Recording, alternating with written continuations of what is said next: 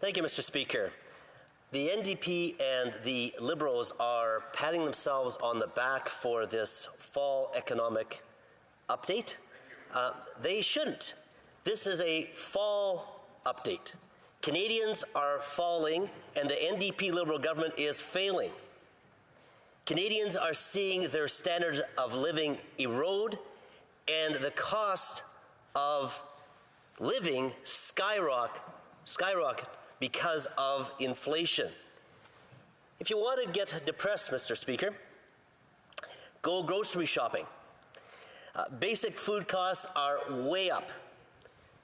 Bread, apples, cereal up 17%, lettuce is up 21%, chicken 11%, cheese and bacon 10%, pasta is up 22%. And for those that want to cook from scratch because they're thinking they're going to save, well, flour is up 24%. The Abacus poll that came out earlier this month said that 50% of Canadians are finding it a lot more difficult and 38 a little more difficult. It's almost 9 out of 10 Canadians are feeling the impact of inflation at the grocery store. 1 in 5 Canadians are saying they're having to reduce meal sizes or meals altogether in order to save money. Mr. Speaker, this is Canada. More people are going to the food banks now than in history. 1.5 million in October alone. And I know that this has been repeated with a number of speakers, but I think we can't just accept this. Oh, this is just another statistic. These are Canadians that are facing tremendous difficulty.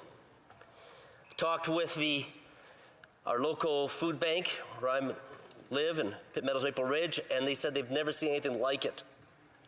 The Liberals just shrug their shoulders and don't take responsibility for this mess. They blame it on the Ukraine, upon COVID, anything but themselves. But the federal policies on inflation, this is what going back to polls, said that 56% of their Liberals' policies are making things worse, with only 7% that said it's helped. And the summary of the Abacus poll is this right here.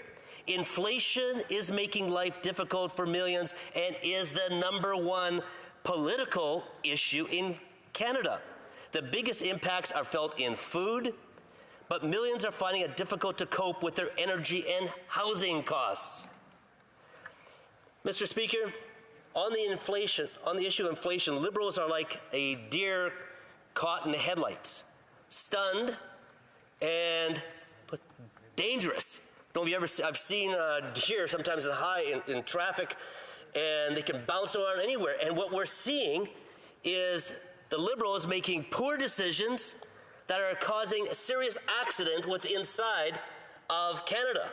And I wish I could just say it was accident. Let me explain. They printed hundreds of billions of dollars. They put it into the economy this past 3 years. And nearly half of that money that they've pumped into the economy has had nothing to do with COVID. Money supply has increased by 25%. Now, what does that mean? It means that there's a lot more money around for the same amount of goods as there were just a few years ago. So that just makes everything more expensive. It's like Canadians have had a big pay cut.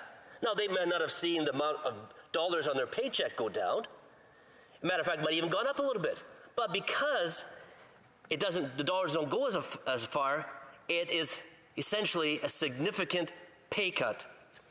And it seems that the Liberals have seen this pandemic as a time to go silly on Canada's economy. And that's a nice way, Mr. Speaker, of saying stupid. The finance minister said, it's no big deal to print money, to borrow money. Hey, listen, it's 0.5%. It's only at 0.5%.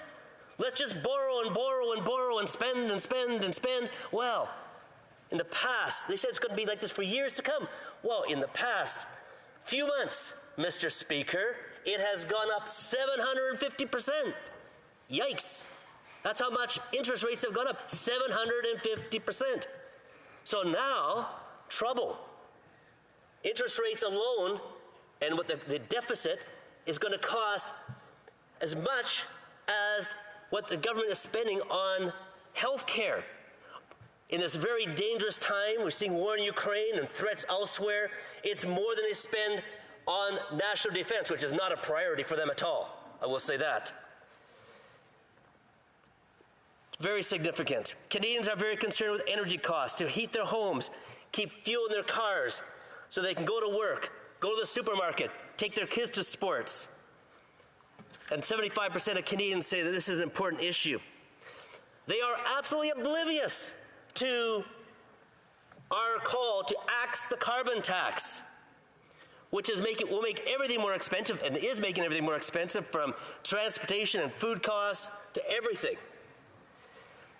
Now, I must admit, it is very challenging for me, I'm sure my colleagues here, to listen to the Liberals pontificate about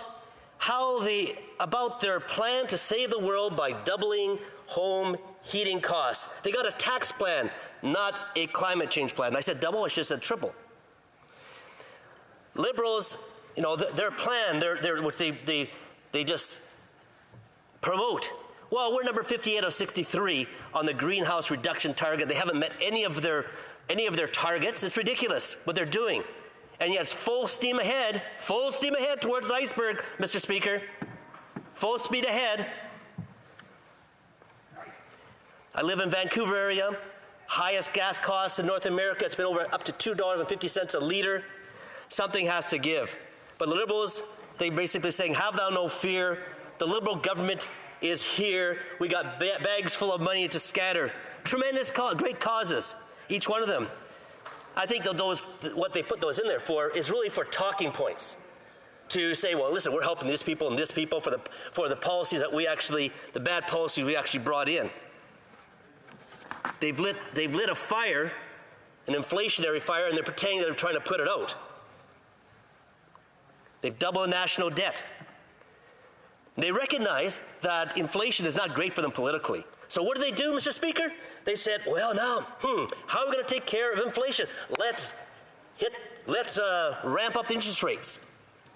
And that is causing real problems for people that are renewing their mortgages. In Vancouver area, people with, $500,000, $600,000, $700,000 mortgages are quite common.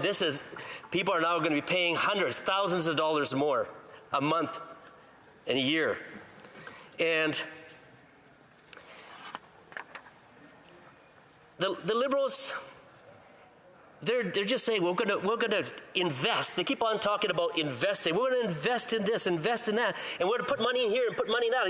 I always hear that it's invest. Well, first of all, Mr. Speaker, it's not their money to invest.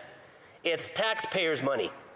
And secondly, it's not just how much you spend, it's how effective you are when you're spending. It shouldn't just go to more bureaucracy. We've had a lot more bureaucracy, a lot bigger bureaucracy with worse results. And it shouldn't be there just to pad their friends' wallets. Whether it be MP Frank Bellis with a $250 million contract for ventilators who charged twice the amount, or whether it be the ArriveCan app.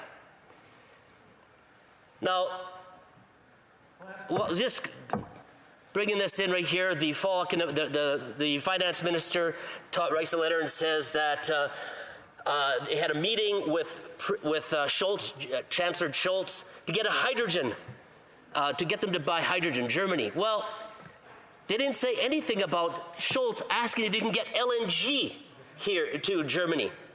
There's a war happening. The Prime Minister said, oh, you know what, maybe or maybe not there's a business case.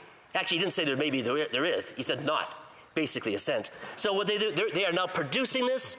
They are now building these LNG plants and getting the LNG from other countries. That could have been Canadian jobs, could have been money that could have gone to help healthcare, could have helped national defense, could have helped all the ways. And not only that, because they have put such a war on, they talk about a war on climate change, it's actually a war on the resource sector, which is meaning that our Canadian dollar is not as strong and Canadians cannot purchase as much as they used to be able to. Thank you.